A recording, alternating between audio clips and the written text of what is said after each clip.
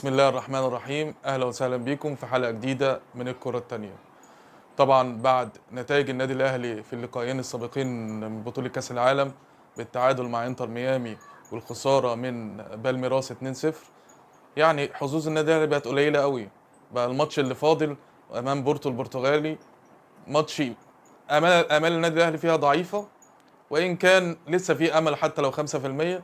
بس اعتقد ان المفروض لعيبه النادي الاهلي بقى تبين لنا في اللقاء ده بالذات، تبين لنا مدى الجوده بتاعتهم.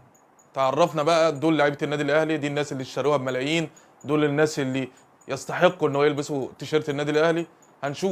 هنشوف ايه هو ردة الفعل من اللعيبه في اللقاء دوت. اتمنى ان احنا نشوف اداء كويس، واتمنى نشوف اهداف للنادي الاهلي. احنا بقالنا ماتشين، بقالنا 180 دقيقه ما حرزناش ولا هدف وضيعنا ضربه جزاء. فاتمنى ان اللقاء ده يكون لقاء فعلا مصالحه من لعيبه النادي الاهلي لجماهيرهم. اول حاجه هنتكلم عنها النهارده هتبقى حظوظ النادي الاهلي في الصعود. طبعا بعد الوضع الحالي انتر ميامي لما كسب مباراته الاخيره 2-1 امام بورتو، وبالميراس كسب النادي الاهلي، بقى بالميراس وانتر ميامي الاثنين 4 نقط، والنادي الاهلي وبورتو كل فريق منهم نقطه. فبقت الوضع صعب. انتر ميامي هيلاعب بالميراس، والمباراه لو انتهت بالتعادل خلاص الفرقتين مش محتاجين اي حاجه من اللقاء. لو انتهت بالتعادل هيصعدوا الفرقتين، مش محتاجين اي حاجه من اللقاء.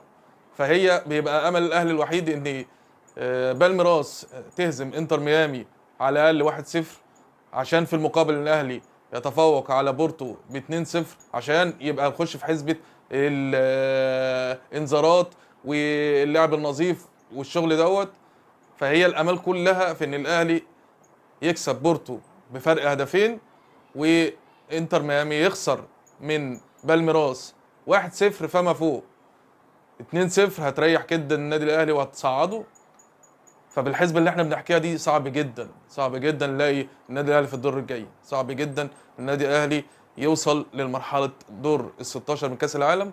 فعشان كده بتمنى من اللعيبه ان خلاص الموضوع فك، الموضوع بقى ما فيهاش فيه ضغط عليهم، الموضوع بقى لعب للمتعه، لعب لاثبات اسم وسمعه النادي الاهلي. غير كده مش محتاجين اي حاجه تانية غير من اللقاء، مش محتاجين اي حاجه تانية من اللعيبه، ان هم ينزلوا الملعب يأدوا الاداء اللي احنا عارفينه عن النادي الاهلي، اللي احنا طالبينه ان النادي الاهلي يوصل له في كاس العالم. احنا الفوز افريقيا كذا مره، وتصدر عدد الفوز بالدوري ابطال افريقيا. كنا عاوزين نوصل للعالم ان بطل افريقيا هو افضل اداء لنادي في افريقيا. افضل اداء للنادي في افريقيا حتى الان كان الترجي بفوزه في مباراه على لوس انجلوس، واداء سان داونز وفوزه وخسارته بفرق هدف في مباراه كانت مثيره لغايه اخر دقيقه مع بروسيا دورتموند. فاحنا عاوزين نشوف بطل القاره، نادي القرن الافريقي، يقدم الاداء اللي يبين ان ده النادي هو بطل القاره الافريقيه على مر العصور، نادي القرن الافريقي. تاني حاجه هنتكلم عنها النهارده ان شاء الله تعالى عن التشكيل طبعا بعد حصول مروان عطية على الانذار الثاني وغيابه عن اللقاء، فالمفروض هيبقى فيه تركيبة مختلفة لنص الملعب. وإن كان متوقع إن هو هيغير شخص مكان شخص، على رأي الكابتن مجدي عبد الغني، قصب مكان قصب.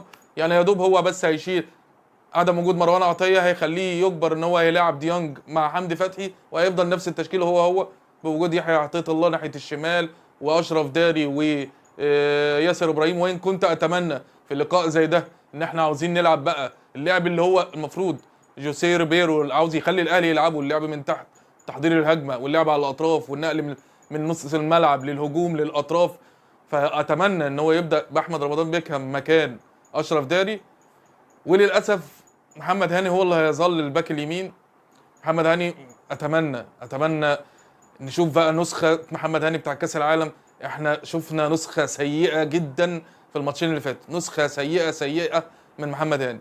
اتمنى نشوف نسخه تليق باسم وسمعه النادي الاهلي. اتمنى نشوف محمد هاني يلعب لعب ان هو ده يثبت لنا ان ده باك يمين النادي الاهلي، والباك اليمين الاساسي اللي يلعب لمنتخب مصر. تمام، لان هو دلوقتي وصل ل 30 سنه ولغايه دلوقتي مفيش موسم كامل بيكمله محمد هاني بنفس المستوى. مجموعه مباريات بيلعبها كويس وبقيه المباريات بيلعبها مستوى دون المستوى. فمش عارفين هيقدر يكمل ازاي، ونتمنى نشوف اداء احسن من محمد هاني. في نص الملعب هيبقى ديانج وحمدي فتحي، وقدامهم محمد علي بن رمضان. محمد علي بن رمضان هو اهم لاعب في النادي الاهلي في اللقاءين السابقين. محمد علي بن رمضان هو اكتر لعيب في النادي الاهلي ادى وحاول واتحرك وراح ورجع عشان يثبت مدى جودته، وفعلا كان بان لجمهور الاهلي، الجمهور الاهلي اللي بيحس ان اللعيب عمل اللي عليه.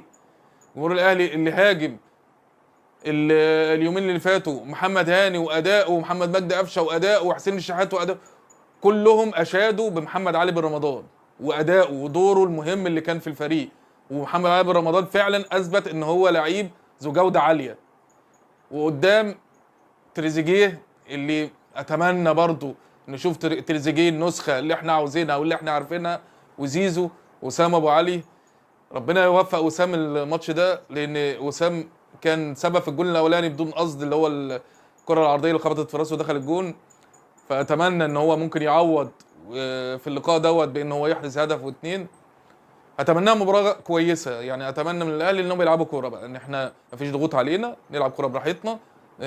مفيش مشكله احنا نهاجم، مفيش بقى تحفظات دفاعيه، ما يحاولش بقى المدرب يفكر ان احنا لا نخلينا ورا ونحضر براحتنا، لا نعمل مش عارف، لا احنا هنلعب في جو كويس. المباراه في توقيت امريكا تقريبا في الساعه 8 تقريبا او 9 بتوقيت امريكا، تمام، اللي هي الساعه 4 صباحا بتوقيت القاهره يوم الثلاث، يعني فجر الثلاث. فاتمنى ان شاء الله ان احنا الاداء يكون بقى اللي احنا نتمناه، نستمتع. احنا هنتفرج على الماتش ده للمتعه.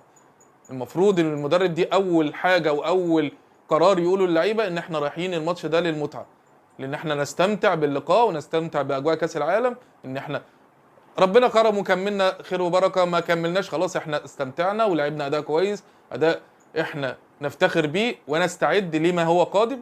ان شاء الله باذن الله نتمنى تكون نتيجه اللقاء نتيجه ايجابيه لصالح النادي الاهلي، والاهم من النتيجه ان يكون اداء اللاعبين في المباراه اداء كويس جدا. ان شاء الله هيبقى لنا لقاء بعد نهايه المباراه عشان نتكلم عن المواقف والتفاصيل الصغيره اللي كانت في اللقاء، ونتمنى ان شاء الله نكون بنتكلم عن النادي الاهلي ادى اداء كويس، الناس استمتعت باداء النادي الاهلي في اللقاء باذن الله تعالى، ونكون ببارك للنادي الاهلي للفوز. مساله الصعود من عدمه دي مساله مش بايدينا دلوقتي، احنا اللي خسرنا وخلينا مساله الصعود مش في ايدينا، بايدين الاخرين. فما فيش مشكله، نلعب للمتعه فقط لا غير. سؤالنا ليكم، ايه رايكم في اداء النادي الاهلي مجمل في اللقاءين السابقين؟